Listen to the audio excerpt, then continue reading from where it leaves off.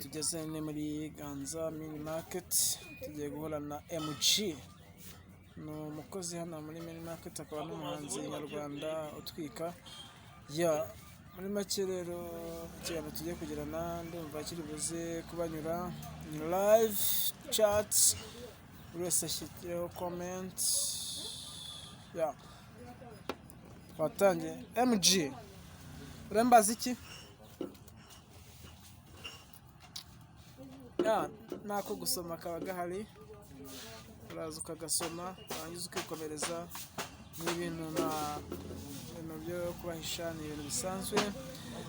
Njye munzi nka Manzi Faster G, muri kumwe bisanzwe mu muziki nyarwanda, mu ishyari, muri mutambire. So tugiye guhurana n'umusani wacu ukora hano muri Ganza mini market, tugiye kumwakira. So Ganza aracyabuze gato, ariko turamutegera mu gihe tumutegereje, ariko icyo kunywa kiba gihari hano muri mini market. Reka tube tugisoma. Bomboka, uyu ni bamwita Ganza. Muri Ganza mini market duhuye na MG meze neza? Meze neza cyane. Twishimiye kukwakira muri Manzi Faster G channel YouTube. Mukore subscribe and like, shares, kugira ngo mubashe kujya mukurikirana ibiganiro bishyashya bigeze kuri Manzi. So MG turakwakiriye. Sasa tuzi neza ko nubwo ukora muri supermarket hano, ariko uri n'umuhanzi. Mbese ibintu by'ubuhanzi wabitangiye ryari? Inspiration wayikuye he? Ari umushuti wanjye nari mfite wabikoraga, ndabikunda. Nyuma aza kubishishikariza, gerageza kubikora, mbona birakunze.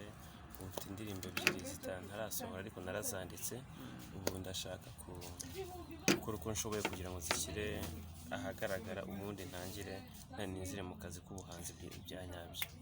MG rero ndatekereza nk'umuntu w'umuhanzi ushobora kuduha kapela yawe tukabanza kuyumvisha abakurikiye Manzi Faster G kuri channel, ndetse nawe ukatubwira channel yawe n'imbuga nkoranyambaga ukunda gukoresha kugira ngo bajye babasha kugukurikirana. Ariko mbere aho ngaho banza ukaduha kapela man.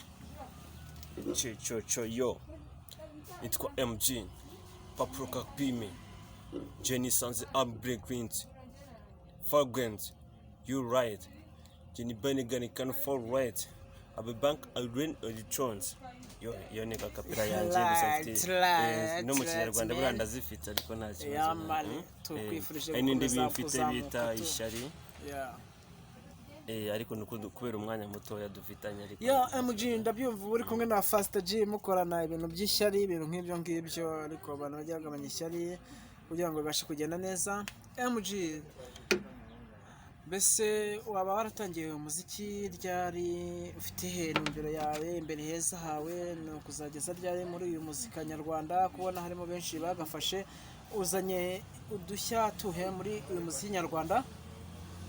Agashya mfite nuko ngomba gukora cyane, kandi ibihangano byanjye bikagera ku bakunzi banjye ndetse n'abakiriya banjye.